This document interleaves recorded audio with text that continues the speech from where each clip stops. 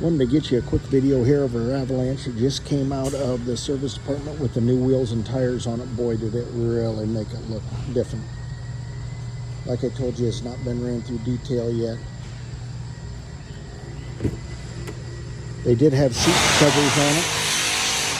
Sorry about that noise. Body shop's doing some work.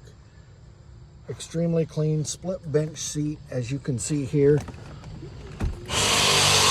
That is all just remnants of the old seat covers, and that actually should all clean up nice.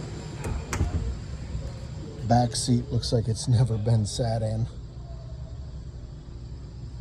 Extremely nice. As you can see, there is no rust on this thing.